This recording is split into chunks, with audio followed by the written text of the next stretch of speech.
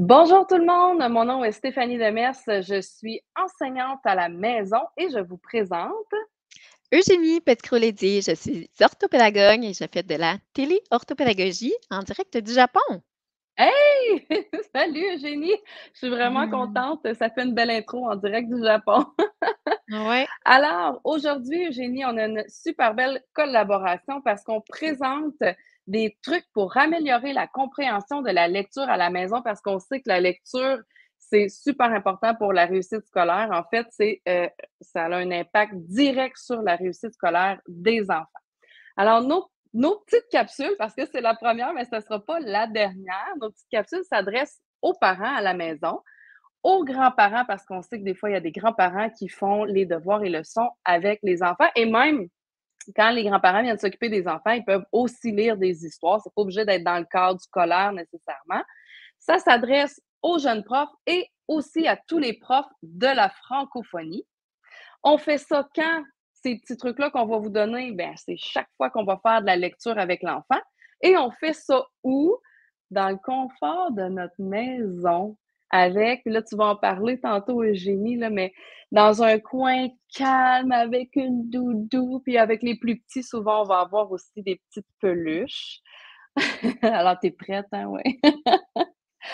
Yeah! Alors, sans plus tarder, nos petits trucs, c'est parti. Alors, avant la lecture, c'est super important. Il faut préparer l'enfant pour le livre ou le roman, par exemple, si on parle au plus vieux, qu'on va lire. Et la première stratégie qu'on vous présente ce soir, c'est le survol, survoler l'album ou le livre parce que faut lire la première de couverture, bien sûr, avant de se lancer dans la lecture du livre. Et là, j'aime bien l'image de l'avion ici, Eugénie, parce que ça fait vraiment un visuel à l'enfant. On passe en avion au-dessus de la couverture de notre livre.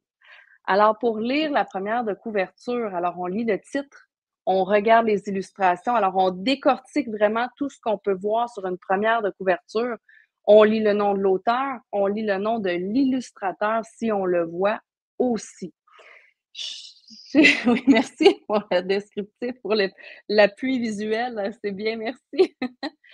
Et également, chez les plus vieux, on peut aller aussi lire la maison d'édition qu'on va retrouver également sur les couvertures. Et on peut aussi voir des fois qu'il y a, oui, sur la tranche, effectivement, hein, tu nous pointes la tranche, Eugénie. On peut aussi voir des fois, il y a les collections aussi sur les couvertures. Alors, chez les plus vieux, là, on peut aller un petit peu plus loin. Eugénie, est-ce que tu as quelque chose à ajouter? Ben, quand on fait le survol, il se peut que l'enfant n'ait pas toujours hem, la réponse directement, celle qu'on a dans notre tête. Et donc, c'est important de le laisser quand même un peu de temps pour réfléchir. Donc, des fois, on a tendance à on a notre réponse, on sait ce Mhm. qu'on veut, donc mais vraiment quelque chose d'essentiel, c'est l'écouter, le laisser le temps. Ça, c'est vraiment là alors quand tout à l'heure, Stéphanie nous explique le titre, ça se peut qu'il ne le trouve pas directement, ben, il est grand là dans celui-là, mais effectivement, il y a d'autres mots, il y a donc le laisser le temps, vraiment, l'écouter, déjà là. Parfait. Puis je vais montrer aussi la prochaine diapositive qu'on avait préparée, là. Donc, le premier petit truc de l'orthopédagogue, donc laisser le temps écouter l'enfant. Merci, Eugénie. Et je Ensuite, dirais même oui, vas-y. je m'excuse, quand on dit l'écouter aussi, c'était pas dedans, mais ça me vient là, puis il me semble que c'est essentiel. Quand on dit l'écouter, c'est aussi, accepter sa réponse. Tu sais, quand on dit accepter l'erreur et donc si c'est pas ce qu'on s'attendait, ben, peut-être ça va aller à notre prochaine stratégie, mais en tout cas, d'accueillir sa réponse. On l'écoute. C'est correct, c'est ce qu'il pense. Oui, on peut l'amener à se corriger, mais on essaie de pas non plus le détruire la réponse et le brusquer. On écoute. On est dans la découverte, dans le survol. J'aime ça. On accepte la réponse. L'idée. Mmh. L'idée, Dans des effectivement. hypothèses. Mmh. Parce qu'après ça, on va aller confirmer, tu sais, on va aller confirmer dans la Ça. lecture. Puis une Puis fois on y qu'on a fini, reviendra à la fin, tu sais. c'est ça. Mmh. Une fois qu'on a fini avec la première de couverture, ben ensuite on va aller voir la quatrième de couverture parce que ça, c'est important aussi, hein. l'endos du livre, d'aller voir en arrière, puis il y a des quatrièmes de couverture sur tous les livres. Et puis chez les plus petits, c'est sûr que si le résumé, il est très long, c'est à l'adulte peut faire la lecture.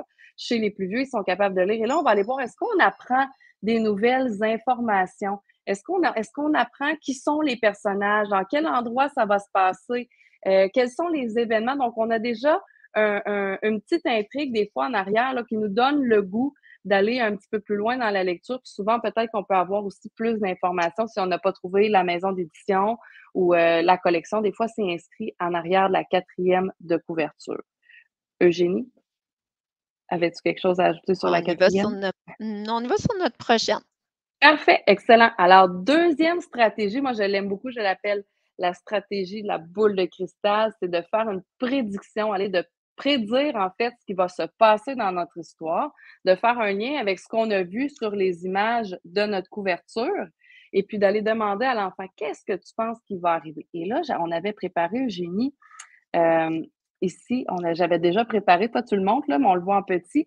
Alors, si je regarde par exemple l'album ici d'Hector l'alligator, là, il est couché dans les aliments, dans les fruits et les légumes. Qu'est-ce que tu penses qui va se passer? Qu'est-ce qui va arriver à l'alligator? Alors on peut pister un petit peu l'enfant là dans ces questions et là, on peut laisser aller notre créativité parce qu'après, quand on aura terminé de faire la lecture, on viendra vérifier si notre prédiction, elle était vraie ou si on s'est trompé finalement. Ton petit truc de Tout à fait. l'orthopédagogue? Je dirais Ouais, que ici. quand quand on demande à l'enfant justement de faire ces hypothèses-là, ça se peut qu'il ne trouve pas encore là l'idée ou quoi, ou qu'il dit, puis c'est pas ce qu'on s'attendait, donc on va le guider. On va pas le laisser nécessairement dans l'erreur. Peut-être que oui, on va le comme on disait, mais peut-être qu'on va vouloir aussi le guider. Donc aller lui pointer et si on veut aussi capter encore plus son attention, on peut aller chercher une petite marionnette de doigts, par exemple, en fonction de notre petite histoire. Ça parle d'une petite grenouille. Donc, soit lui peut l'avoir, soit nous. Et puis, on va lui poser des questions, peut-être. On va lui rappeler Mmh. des animaux qu'il a déjà vus, s'il ne se rappelle pas du mot. Donc, on va, sans dire l'énoncé, ce qu'on s'attend, on va former des petites phrases, des petites questions pour qu'ils réfléchissent et qu'ils y parviennent à restituer l'information. Et j'aime beaucoup ce que tu as dit, Eugénie, pour capter son attention, mais c'est aussi de mettre l'enfant dans l'action pendant la lecture. Donc, on est à la maison, on n'est pas en classe, on n'est pas dans une structure avec un cadre nécessairement. Donc, de mettre le livre dans les mains de l'enfant, qu'il puisse le manipuler lui-même, déjà, ça va l'occuper pour ceux qui ont besoin peut-être de bouger un petit peu plus, de lui faire tourner les pages. Et pour les enfants un petit peu plus vieux, de faire une recherche aussi, tu sais, d'aller pointer, comme tu disais, là, ça garde l'enfant actif. Puis je dirais, si jamais on a une petite perte d'attention, il y a des petits toutous comme ça qui a des petits sons. Donc, c'est pas nous, ça vient pas, c'est pas personnel, c'est pas nous qui intervenons, c'est tu sais, une petite cloche, un petit retour sonore qui fait que OK, on revient, tu sais. Mmh. Tout à fait. Et finalement, la dernière stratégie qu'on nous allons vous présenter, c'est de nommer une intention de lecture. Donc, se donner un but pour la lecture. Souvent, quand on l'enseigne en classe, on dit: «Pourquoi tu veux lire ce texte-là?» Puis là, les enfants vont dire: «Ouais, mais là, tu veux qu'on réponde à tes questions?» «Oui, mais tu sais, c'est pas juste ça non plus». Donc, qu'est-ce que là, j'ai mis une loupe, c'est pas pour rien, hein, on joue au détective. Qu'est-ce que tu vas aller découvrir dans l'histoire? Donc, si je reviens à, mon album tantôt, d'Hector l'alligator, qu'est-ce que tu vas aller découvrir? Est-ce que l'alligator va manger tous ces aliments-là? Parce que là, si je regarde son ventre, il semble un peu rond. Alors, on se donne une intention de lecture. Chez les plus vieux, c'est la même chose. Puis on peut aussi, quand on va lire le résumé, là, la quatrième de couverture, aller peaufiner, aller ajouter des informations là, dans notre intention de lecture avec ça. Eugénie, de ton côté? Beh, c'est de jouer dans le sens où quand on lit, même si on n'est pas encore dans la lecture, on n'est pas dans l'action, mais de se mettre déjà dans la peau de alors ça peut être d'avoir un petit accessoire, comme on dit, on a amené des petits toutous aujourd'hui, de se mettre là, on avait présenté, si tu veux changer, un petit coin de lecture confortable. Donc, il faut que Mmh. ce soit un moment plaisant.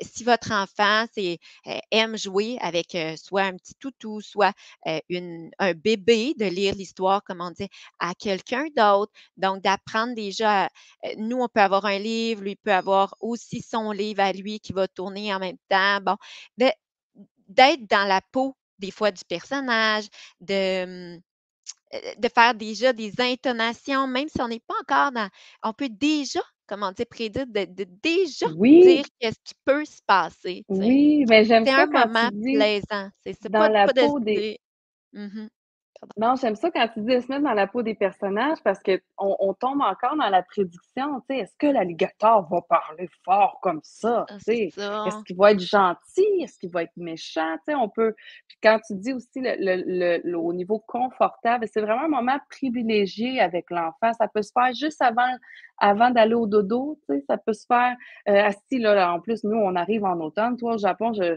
te vois en Ah, camisole. c'est l'autre ouais, mais non, non, non, OK. non, oui, oui, oui, ça commence. Il fait chaud, mais il y a un petit vent d'automne. Oui, oui, Ah, il y a ici un petit aussi, il y vent a d'automne. Ben, oui, j'étais oui, pour oui. dire, tu sais, devant le foyer, tu sais, ça fait un beau moment. On fait pas ça pendant qu'on faut aller mettre, le souper, là, au feu et tout ça, là, tu sais, on fait pas ça dans l'action. Faut vraiment c'est un moment posé avec l'enfant pour que ce soit un moment qui est gagnant. Puis c'est un moment qui est gagnant pour tout le monde aussi, et l'adulte et l'enfant. Un contexte qui va favoriser l'intérêt à ce qu'on associe une émotion agréable et qu'on veuille revenir dans cette atmosphère-là. Absolument. Alors, C'était ça pour voilà, aujourd'hui. c'était ça On pour voulait aujourd'hui. présenter. Alors, c'était notre première édition de nos petits trucs. Tout à Alors fait. alors merci tout le monde d'avoir été là et restez à l'affût parce que nous aurons, pendant la lecture qui va suivre et ensuite nous aurons aussi après la lecture dans nos, prochaines capsules. Merci Eugénie. À bientôt! Merci, à Partagez, bientôt. posez-nous Oui, des questions, commentez. C'est comme ça que ça va pouvoir nous guider aussi pour, faire d'autres enregistrements et répondre à au vos besoin. questions, à vos besoins. Absolument. Merci Eugénie. À Bye bye. bientôt!